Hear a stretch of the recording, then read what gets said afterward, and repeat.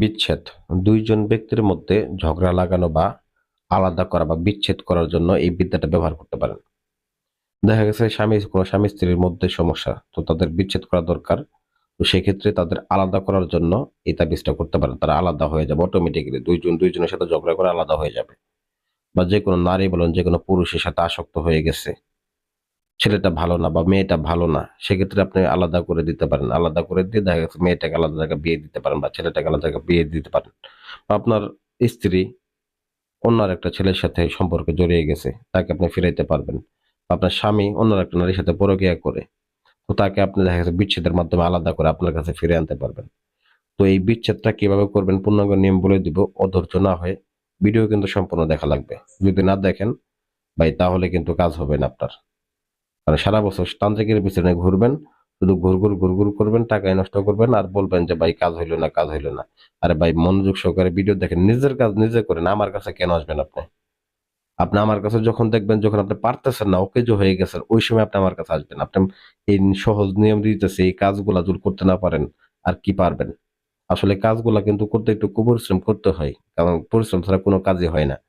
আপনারা তো সহজে সবকিছু চান, তাহলে কেমনে হবে? তো যাই হোক ভিউয়ার্স, এখানে দেখেন দুইটা নকশা আছে স্ক্রিনের ভিতরে। এখানে উপরে একটা নকশা, নিচে একটা নকশা। উপরে নকশার মধ্যে লেখা আছে দেখেন নাম, আর বাম পাশে লেখা আছে পিতা। নিচেরটার মধ্যে নাম, মাতা। তো যেখানে নাম পিতা, ওইখানে ছেলের নাম, ছেলের পিতার নাম। নিচেরটার মধ্যে আপনার মেয়ের নাম, মেয়ের মায়ের নাম। এই জিনিসটা লিখতে হবে। তো বিশেষ করে আপনি যদি পারেন, এই কাজটার জন্য আপনাকে দুইটা পুতুল বানাতে হবে। প্রথমত, দুইটা পুতুল বানানোর জন্য দুইটা ব্যক্তির পায়ের নিচ থেকে মাটি নিতে হবে আপনাকে। মাটি নিয়ে দুইটা পুতুল বানাবেন। তো অবশ্যই সেই মাটিগুলোর সাথে শ্মশানের মাটি মিশ্রিত করবেন। শ্মশানের মাটি মিশ্রিত করে দুইটা পুতুল বানিয়ে নেবেন। নিয়ে যে ছেলের পুতুলটা বানাবেন, ওইখানে ওই ছেলের নকশাটা, উপরের নকশাটা দিবেন। যেখানে মেয়ের পুতুলটা বানাবেন, ওই নিচের নকশাটা দিবেন। এটা সুন্দর করে নকশাটা কাগজের মধ্যে অঙ্কন করে তার নাম লেখে, অবশ্যই এগুলা কিন্তু ভুজ পেপারের উপরে অঙ্কন করবেন। এবং কি মেশক জাফরান কালি এবং কি কাম সিঁদুর মিশ্রিত করে তারপরে আপনারা কালি বানিয়ে তারপরে এটাকে লিখবেন। লিখে তো বলবেন ভাই এই জিনিসগুলো পাবো কোথায়? অরিজিনাল জিনিস তো এগুলো পাই না। ভাই, এগুলো জিনিস না পেলে কাজ কেন করুন? বাজারে গেলেই কবিরাজের দোকানে এগুলো জিনিসের অভাব নেই। ঠিক আছে, আপনারা মনে করে দেখা গেছে হয়তো 2 নাম্বার জিনিস বেশি পাওয়া যায়, তোকে বলবেন যে 1 নাম্বার জিনিস দেন, তাহলে 1 নাম্বার জিনিস বের করে দিবে। কারণ আমরা 1 নাম্বার জিনিস আমাদের আসলে বাংলাদেশে খুবই কম পাওয়া যায়, কারণ আমরা ইন্ডিয়া থেকে মাল এনে কাজ করি। তো যাই হোক ভিউয়ার্স, অতঃপর সেই পুতুল দুইটাকে নিয়ে আপনার শ্মশানে যাবেন। তো শ্মশানে গিয়ে সুন্দর করে অবশ্যই এই পুতুল দুইটাকে শ্মশান ঘাড়িতে আপনি আসন করে বসবেন।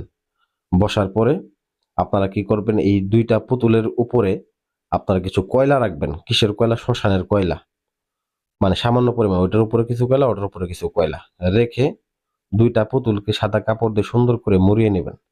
মুড়িয়ে নিয়ে এক জায়গায় কবর দিবেন না। একটাকে কবর দিয়ে, একটাকে মাটির নিচে পুঁতে দিয়ে, শ্মশানের মাটিতে পুঁতে দিয়ে ঠিক আপনারা 3 পা পরে আরেকটা পুতুলকে পুঁতে দিবেন। তো এইভাবে আপনারা করতে পারেন। আবার যদি দেখা গেছে পায়ের নিচের মাটি আপনি সংগ্রহ করতে না পারেন, সেক্ষেত্রে আপনি এটা জিন চালানোর মাধ্যমে করতে পারেন। জিন চালান দিবেন। জিন চালান দিলে দেখা গেছে যে ওই দুইটা ব্যক্তির মধ্যে দুইটা জিন চালান দিয়ে দিবেন। দুইজনের একে অপরকে দেখতে পারবে না, বিচ্ছেদ হয়ে যাবে। ঠিক আছে, একদম চিরশত্রুর মতো হয়ে যাবে। এটা সারা জীবনের জন্য শত্রুতা থাকবে। ঠিক আছে, এটা গেল। আর যদি আপনি জিন চালানোর মাধ্যমেও কাজ না করতে পারেন, টোটকার মাধ্যমে করতে চান, সেক্ষেত্রে আপনার 7টা কবরের মাটি সংগ্রহ করে পুতুল বানাবেন এবং কি নামগুলা দিবেন।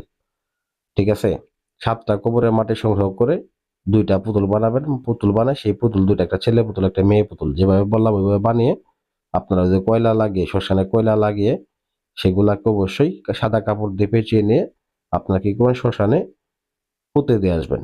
তো অবশ্যই বলছি, একটা পোতার পরে তারপর 3 পা পরে আরেকটা পুঁতবেন। তো পুঁতে দিয়ে শুধু চলে আসবেন। আপনি 1 সপ্তাহ অপেক্ষা করবেন। 1 সপ্তাহের মধ্যে তারা দুইজন যদি এতটাই বন্ধুত্ব থাকে যে একজন অপরজনকে ছাড়া বাঁচবে না, তারা দেখবেন যে এমন চিরশত্রুতে রূপান্তর হবে, যেই দেশে থাকুক না কেন তারা মনে করেন একজন আরেকজনের চিরশত্রু হয়ে যাবে। এক কথায় কেউ কাউকে দেখতে পারবে না, মারামারি কাটাকাটি পর্যন্ত হয়ে যেতে পারে। এই ক্ষেত্রে সাবধান থাকবেন। আর বিশেষ করে এটা আসলে কুফুরি কাজটা সবাই সাবধানতার সাথে করবেন, শরীর বন্ধ করে করবেন। দেখা গেছে কাজ উল্টাপাল্টা হইলে দেখা গেছে আপনার নিজের সাথে বিচ্ছেদ হয়ে গেল বা নিজের সাথে মানে শরীরে একটা অঙ্গ নষ্ট হয়ে গেল, সেক্ষেত্রে সাবধানতার সাথে করবেন। আপনার যদি না পারেন, স্ক্রিনে নাম্বার আছে, যোগাযোগ করবেন, সিরিয়াল নেবেন, কাজ করবেন, সমস্যা নেই।